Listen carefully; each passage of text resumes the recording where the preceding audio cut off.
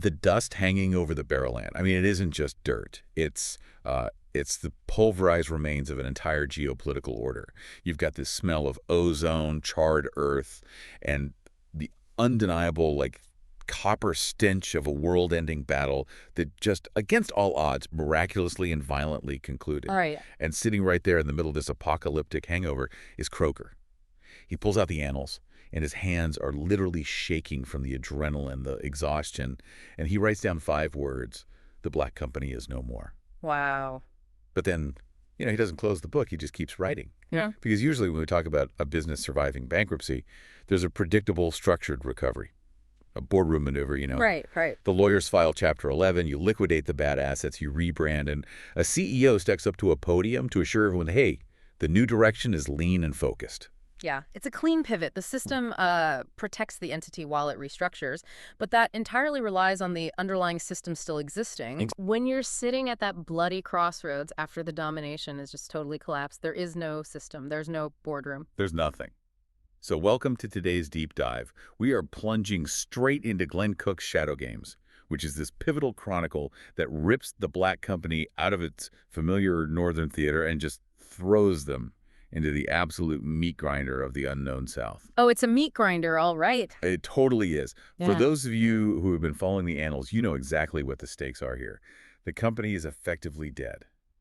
We are down to 7 ragged, exhausted survivors. Just 7. Just 7. Yeah, And of course, they've got Lady with them, but she's stripped of her magical arsenal, operating as a normal human for the first time in centuries. So today we're dissecting the ultimate startup pivot after a catastrophic bankruptcy. We're looking at how a hollowed-out brand fakes it, bluffs its way through hostile territory, and embarks on this impossible 8,000-mile march back to Khatovar. And we really need to frame this not as a travelogue, but as a masterclass in the weaponization of a fake identity. Oh, I love that. Yeah, the physical journey across the map is secondary to the psychological tightrope they are walking. I mean, they are carrying the weight of a massive, terrifying legacy, but fundamentally, every single one of them is stripped of their previous context. Right. Croaker was the cynical observer, and now he's the primary actor. He's the captain. Lady was absolute autocracy, and now she is forced into this terrifying vulnerability. Which is such a shift for her. Huge shift. And then Goblin and One Eye, who we're used to seeing as like mid-level tactical support or just comic relief, they are suddenly the solitary magical shield against a world that is completely destabilized by the fall of the Taken. Yeah, and I want to focus on that transition for Croaker, actually. Because the sheer audacity of his decision at the crossroads, it just sets the tone for everything that follows. It really does. He looks at his workforce. He's got 2 ancient wizards who look like dried leather, 3 stubborn lion soldiers, and a profoundly depressed former demigod. Quite the crew. Right. The logical move is to bury the standard, change your names, and just retire to a farm somewhere. But he doesn't. He leverages the brand. He keeps the name The Black Company. And you have to wonder why. Why hold on to a name that paints a massive target on your back when you have zero capacity to actually back it up? Because, well, the vacuum of power is more dangerous than the target. Oh, interesting. Yeah, you have to remember the geopolitical reality of the empire right after the Barrowland. The cement holding it together, the sheer terror of the Taken is gone. Right, it's just vanished. Exactly. So the imperial armies are fracturing into warlord factions. Deserters, these gray boys, are turning into highwaymen. In a landscape that's descending into total anarchy, a fearsome reputation is a far better shield than a sword. That makes a lot of sense. Croaker recognizes the power of names. The name Black Company carries centuries of institutionalized dread. If he calls them a band of travelers, they get slaughtered for their boots. But if he calls them the Black Company, people hesitate. It's a bluff, sure, but it's a bluff underwritten by hundreds of years of terrifying historical precedent. And it's a bluff they have to test drive almost immediately, which is great. We get that brilliant, super tense sequence at the Trapdoor Inn. Oh, I love that scene. It's so good. They're heading south. They're trying to put distance between themselves and the chaos, and they stumble across the handiwork of these gray boy deserters, an overturned coach, a slaughtered family. Classic deserter behavior in this world. Sadly, yes. And then Goblin scouts ahead and finds the Trapdoor Inn absolutely crawling with these heavily armed ex-Imperials who are using the place as a honey trap. Now, if you look at the tactical doctrine of the old company, back when they had thousands of heavy infantry, the move would be to surround the inn, burn it down to the foundations, and kill anyone who runs out. Just brute force. Exactly. But Croker only has 7 people. You can't fight a pitched battle of attrition when a single casualty represents like 15% of your entire force. Right. And the rank-and-file guys, Otto and Hagup, they want to hit them head-on because it's literally all they know how to do. Right. But Croker shifts the paradigm. He and the wizards, they opt for a psychological ambush. Which is fascinating. It really is. Let's break down the mechanics of what Goblin and One-Eye actually do here, because it's not just a simple magic trick. They go into the inn, they play the part of weary, harmless travelers, and wait until the dead of night. And then they initiate a mass sleep spell. Which, you have to understand, in the magical framework of this universe, is an incredibly delicate, incredibly taxing operation. Really. More than blowing stuff up. Oh, absolutely. Magic here isn't just this limitless pool of energy. It requires immense concentration, and it drains the user physically. Right. Pushing a highly resistant, paranoid group of hardened soldiers into a magically induced coma without triggering their survival instincts or alerting their sentries, that requires a subtlety that Goblin and One-Eye rarely get credit for. They aren't just giving them a mystical sleeping pill. They are manipulating the ambient environment to suppress awareness. That is so cool. And once the bandits are finally out, the company they just walk away. They leave the inn, ride down the road, and wait in a clearing. They set the stage. Set the trap. Yeah. When the bandits finally shake off the spell, realize they've been played, and chase them down the road, they ride straight into an illusion that completely shatters their reality. This is where the bluff becomes their new tactical doctrine. Right. The bandits ride into this corridor of trees, right? And they're expecting to butcher 7 tired travelers. But instead, they find the mythological Black Company waiting for them. Yes. One-Eye projects these phantoms of dead company soldiers, comrades who died back at the Barrowland, standing in perfect formation, weapons drawn. I just love the sensory details of this magic. It's not just a flat visual hologram. Yeah. Goblin conjures this shadow legion of ghost horses in the woods. He's manipulating sound and light. The bandits are hearing snapping brush, jingling harnesses, the snorting of war horses surrounding them. It's total sensory overload. Completely. They see the legendary standard flapping in the wind, and sitting right in the middle of it all is Lady, looking like the absolute manifestation of death. The psychological impact is just immediate. The Grey Boys just break, they drop their weapons, they surrender, and not a single sword is actually swung. It's the perfect execution of Croker's new internal philosophy, which is basically, why get yourself hurt if you can whip them with a shuffle on a con? Exactly. Why bleed if you don't have to? Right. But we have to analyze the mechanism of why this actually works. The illusion preys entirely on the bandits' preconceived terror of the company. If Goblin and One-Eye tried this on someone who had never heard of the Black Company, it might completely fail. Well, that's a great point. The magic is essentially a multiplier for the brand's existing reputation. And because of it, they capture 25 hardened killers without taking a single sketch. It is brilliant, but, it introduces this fatal flaw in Croker's leadership, this hubris that's going to really build up over the next few chapters. Oh, definitely. Because you can fool a bunch of disorganized highwaymen in the woods, but a con game requires you to constantly up the stakes. And that brings them to the Dark Tower, the Tower of Charm, which is, frankly, just insane. It is the single most dangerous piece of real estate on the continent for them at this exact moment. Without a doubt. The tower is the architectural heart of Lady's decaying empire. It's a 500-foot black cube entirely garrisoned by her former elite fanatic troops. And these troops have absolutely no idea she was stripped of her power at the Barrowland. And Croker has to go there. He does. Because he left the physical annals, the actual history books of the company, in his quarters during a previous campaign. To march to Khatovar, to fulfill the mythological purpose of the company, he needs those books. You can't leave without them. Right. So instead of sneaking in through a sewer grate or scaling the wall at night, Croker decides they're going to ride right up to the front gates in broad daylight. They're going to pretend Lady is still the fully powered empress and they are her vanguard. The stolen power suit analogy you mentioned earlier is perfectly apt here. Thank you. Because it relies 100% on projecting unshakable arrogance. If anyone in that garrison, a sentry, a lieutenant, some random bureaucrat, asks a single probing question or demands a demonstration of Lady's power, all 7 of them are executed on the spot. Right then and there. And Lady's role in this is fascinating because, she built this empire, she ruled it for centuries. Now she's walking back into her own seat of power as a total fraud. Yeah. But think about the temptation here. The garrison immediately falls to their knees when they see her. The devotion is still there. She could so easily slip back into the role. I mean, she might not have magic, but she has the institutional machinery of an empire at her fingertips. It's a huge risk. Yet Croker's entire survival rests entirely on his belief that she actually wants to leave with him. He is trusting a woman who has spent her entire immortal existence manipulating and betraying people to secure absolute power. And we see the tension of that trust immediately. The bluff gets them through the gates, sure, and they recover the books, but then the trap of imperial bureaucracy just springs shut. It always does. Right. Lady says, I just need a few days to straighten things out before we leave. And a few days turns into weeks. The immense inertia of the empire starts functioning around her again. She is caught in the gravity well of her own past. It's pulling her back in?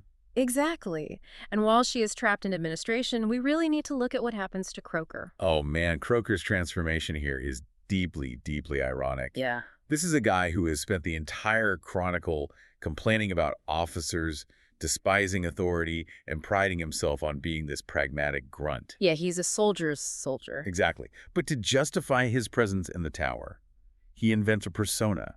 He declares himself a legate, a high-ranking imperial diplomat answerable only to Lady. He literally has the imperial tailors fit him for this absurd, metal-heavy uniform. It's hilarious. He draws 3 months of advance pay from the treasury for his men. He hands out fake commissions like Goblin and One-Eye are suddenly colonels.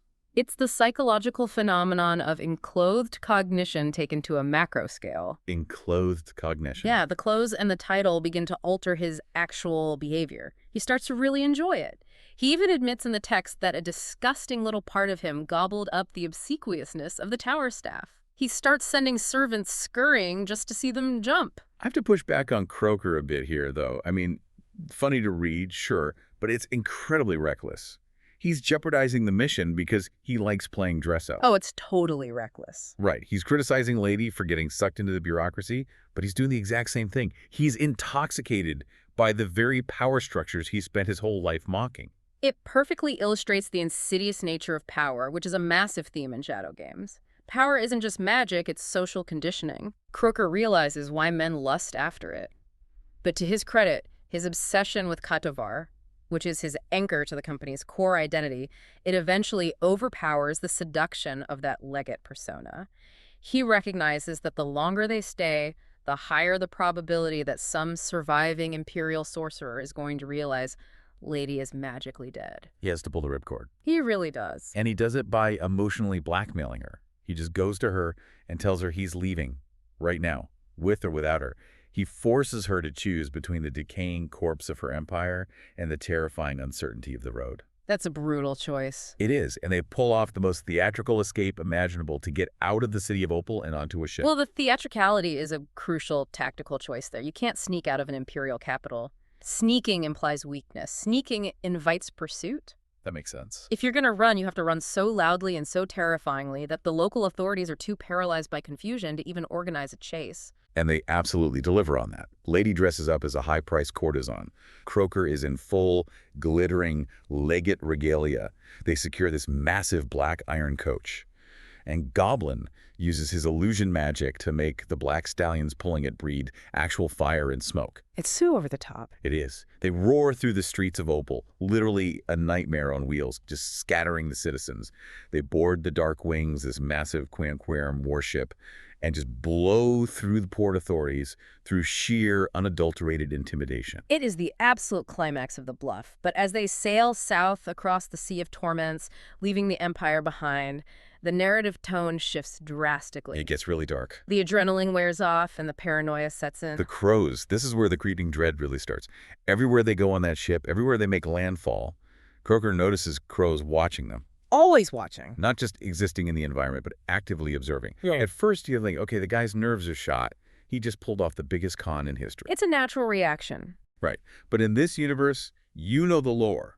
We know exactly what those birds mean. We do. The audience knows exactly what's happening, even if Croker is trying to deny it to himself.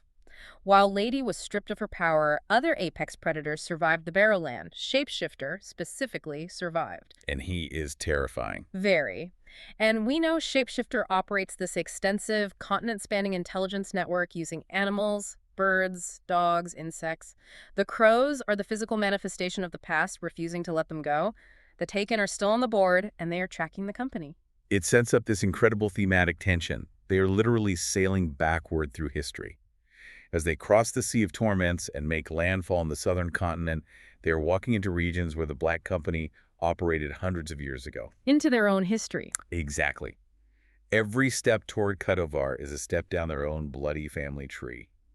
Which brings us to the Temple of Traveler's Repose. Ah, the temple. The temple is really the philosophical core of this entire deep dive.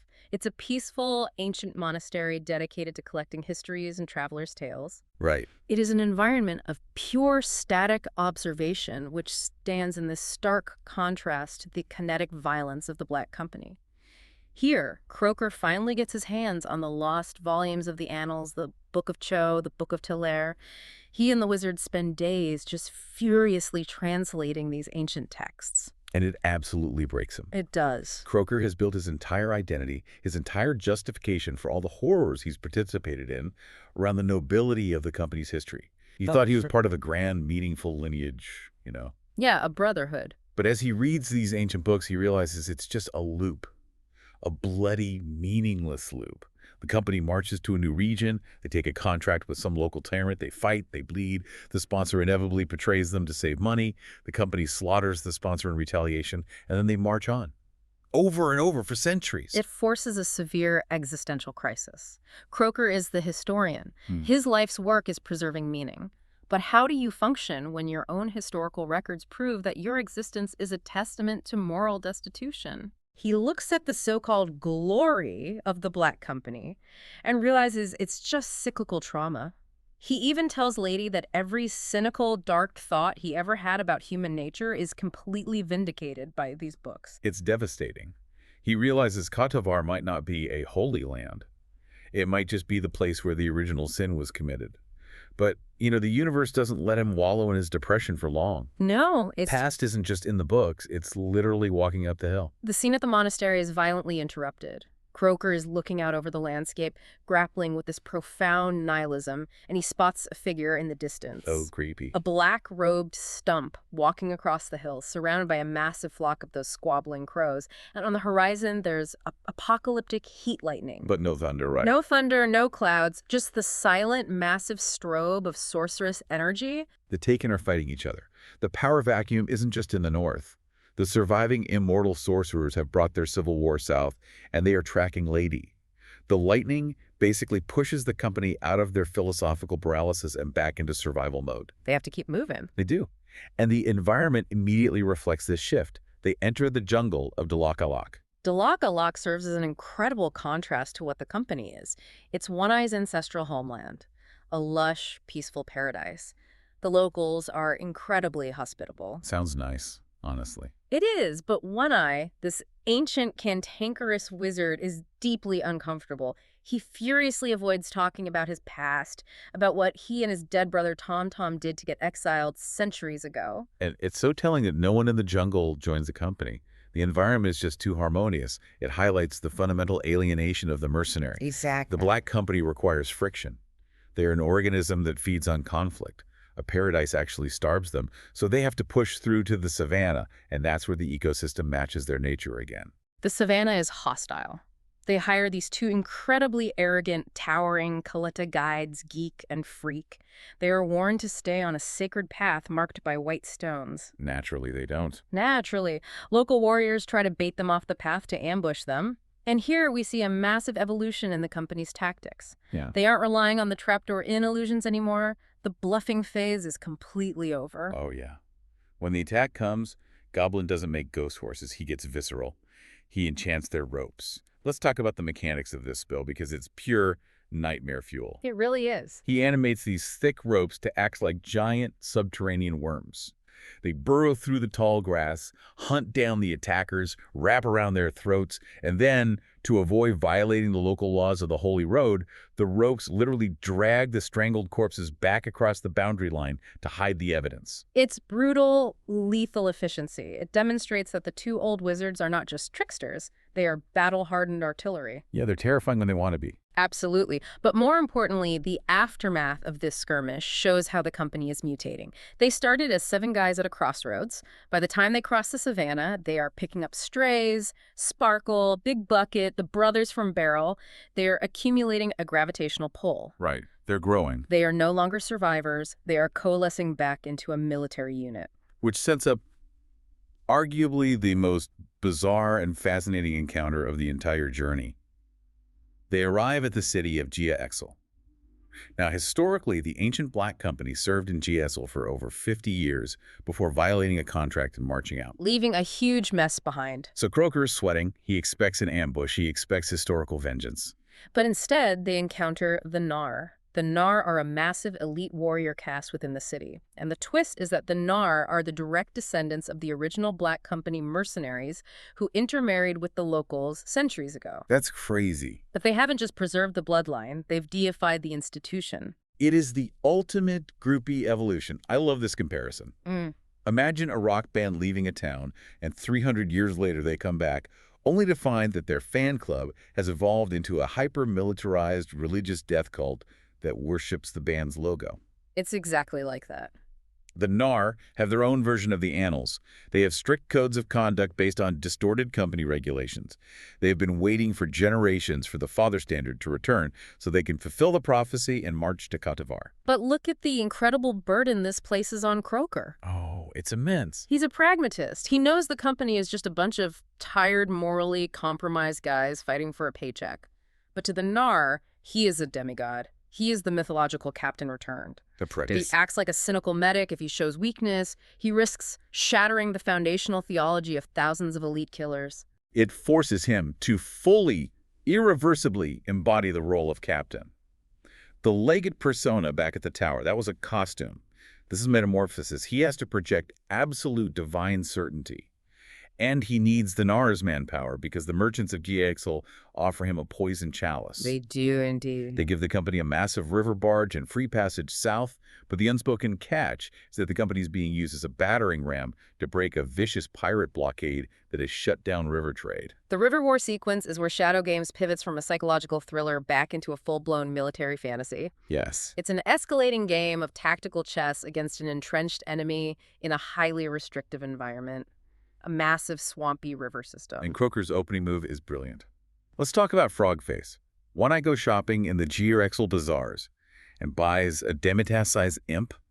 He names it Frogface specifically because it perfectly mimics Goblin's face and voice, which is just classic one-eye pettiness. They never stop fighting. Never. But Frogface isn't a pet. How does imp magic work here? Because it completely changes their operational capability. Well, in this magic system, imps are essentially bound, semi-sentient magical constructs that can operate across dimensions or distances instantly. Oh. Frogface acts as an undetectable drone. He can spy on the pirate camps, listen to their plans, and act as a universal translator. Croaker now has perfect forward intelligence without relying on local, potentially treacherous scouts. And because of that intel, Croaker knows a massive ambush is coming in the cypress swamps. So he turns the barge into a floating fortress. They build mantlets-heavy wooden shields overhanging the water to prevent boarding. They mount ballistae. They prep firebombs. They are ready for a siege. Oh, yeah. When the pirates finally attack, it is chaotic, claustrophobic violence. The pirates try to swarm the barge, but the Gnar just bush them through the gaps in the wood. The company uses springboards to fire massive clouds of poison darts. But the most horrifying element of this battle isn't human. It's the needle teeth. Ah, the needle teeth. The river itself is weaponized. The needle teeth are an ecological nightmare fish, the length of a man's arm, hyper-aggressive and drawn to blood. So scary. Once the first bodies hit the water and the blood spreads, the river literally boils. They can strip a hippo to the bone in 60 seconds. If a pirate gets knocked off his canoe, he doesn't drown. He is instantly vaporized in a frenzy of teeth and red water. It's a visceral, terrifying detail that reminds us they are not in the North anymore. The rules have changed. Totally. But the physical fight is just a distraction. Yeah. The real war on that river is magical. The pirates have a massively powerful sorcerer backing them, and he is pinning the barge down with heavy magical artillery. And this leads to what I consider Croaker's most ruthless, questionable command decision in the entire series. The barge is surviving the magical bombardment, but barely. Croaker realizes that the protective wards aren't just coming from Goblin and One Eye. The magic is too strong. It's Lady. It's coming from Lady. She lied to him. She secretly retains several powerful magical artifacts from the Dark Tower. Okay, here's where I have to call out Croaker's absolute sociopathy.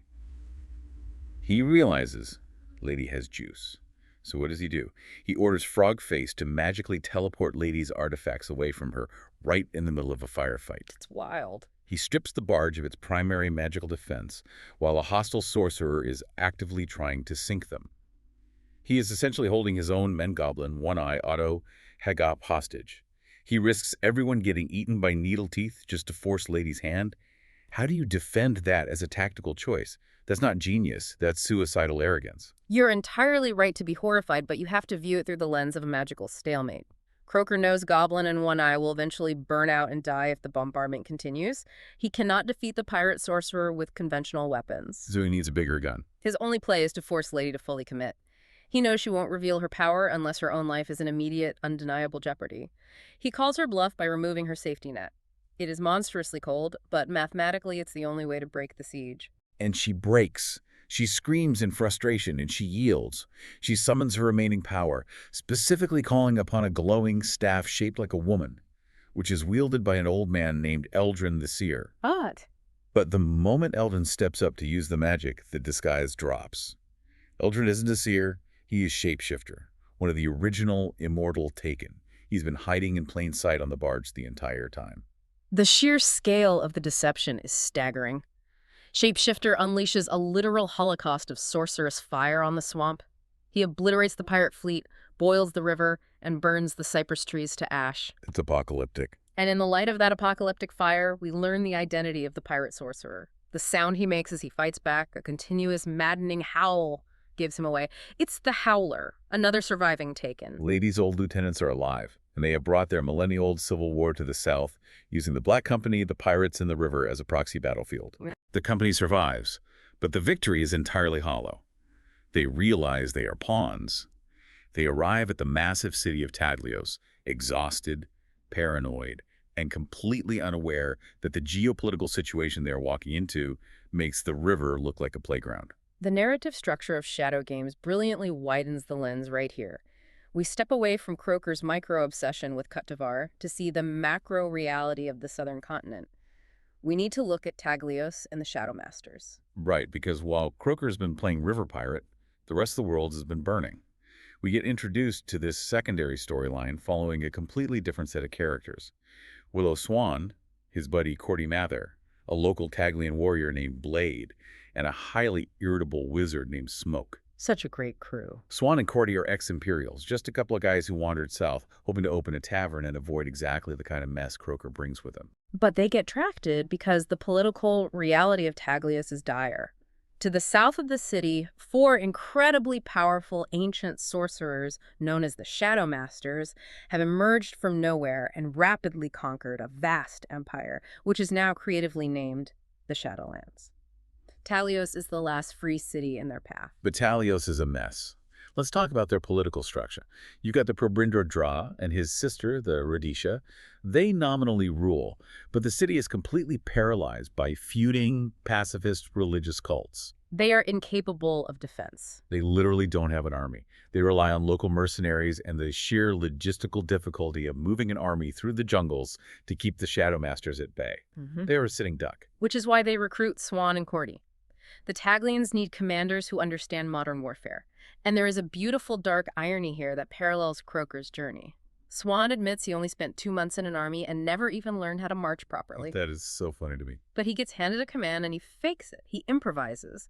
He and Cordy initiate a brutal guerrilla war. They realize they can't fight the Shadowmasters' legions in a field, so they use the terrain. They lure the invading forces into tight city streets, trap them, and literally burn the towns down around them. It's desperate, scorched earth tactics. Swan is faking being a military genius to save a city, just like Croaker faked being a legate to save his men. Both are relying on audacity to counter vastly superior, magically backed forces. The parallels are everywhere. But Swan knows he's only buying time. The Taglios are waiting for a miracle. Their resident wizard, Smoke, has prophesied the arrival of a weapon that can save them. That weapon is the Black Company. Which brings these two massive storylines crashing together in an olive grove in Taglios. Croaker and Lady are invited to a luxurious meeting with Swan, the Private and the Radisha. The big sit-down. Right. Croaker walks in with all the arrogance of the newly minted mythology he's carrying. He's dismissive. He basically says, look, we're on a holy pilgrimage. We're going to Khatovar. We don't have time to fight your local turf war against these Shadowmasters. But Swan delivers the reality check that shatters Croaker's entire worldview. Croaker's map is essentially blank south of Taglios. He just knows Khatovar is down there somewhere. Swan points to the map and explains the geography. Oh, this part is brilliant. Khatovar is 800 miles away, and those 800 miles go directly, unavoidably, through the absolute heart of the Shadowlands. The trap snaps shut so loudly you can practically hear it echo. Croaker can't go around the Shadowlands. He can't go back north because the Empire is hostile, the river is full of needle teeth, and the Howler is waiting for them. He's boxed in. Worse, the Shadowmasters have their own spies. They already know the Black Company is in Taglios. And because they understand the terrifying historical reputation of the company, they view Croaker as a massive existential threat. Croaker thought he could compartmentalize his quest. He thought his journey backward in time to Khatovar was an escape from current events. But history is a living, breathing, kinetic force in this world. It really is. By marching toward their past, the Black Company has marched directly into the center of a geopolitical catastrophe. The macro world war and the micro quest to Khatovar are now exactly the same thing. You cannot outrun the system. You just walk into a different meat grinder. Let's pull all these threads together. We started by looking at this as a corporate pivot. Croaker liquidated his morals to keep the brand alive. Yes. We watched him transform from a guy who just wrote things down into a ruthless captain who will literally blackmail an empress and risk his men's lives to force a magical confrontation. A total metamorphosis. We saw a handful of tired survivors accumulate zealots until they were revered as literal gods by the Nar. And we saw that you can never truly escape the ghosts of your past, because in this world, those ghosts ride shadow horses, throw fire, and howl in the dark swamps. The narrative leaves us teetering on the precipice of a massive, unavoidable war against the Shadowmasters. But before we sign off, I want to leave you with this thought to mull over. Let's hear it. Croaker's entire justification for all the blood, the deception, and the sociopathy of this journey is his obsession with finding Khatovar. It's his holy grail. But consider what he read in the ancient annals at the Temple of Travelers' Repose. Right, the old books. He learned that the company's history is a relentless, repetitive cycle of betrayal and slaughter. If your history is entirely comprised of darkness, what do you think is waiting at the source? Oh, man. What if Khatovar isn't a holy land of redemption? What if it's the very epicenter of the corruption? If you spend your life marching back to confront your origins, you have to be prepared for the terrifying possibility that you were the villain all along. Man, that completely changes the calculus of the entire journey. Maybe the problem wasn't the bankruptcy at the Bearland. Maybe the core product of the Black Company was always toxic. Thank you for joining us on this massive deep dive into shadow games. Keep questioning the narratives you were handed, keep an eye on the shadows, and remember, the past isn't just a book you can close. Sometimes it's a flock of crows waiting at the crossroads. See you next time.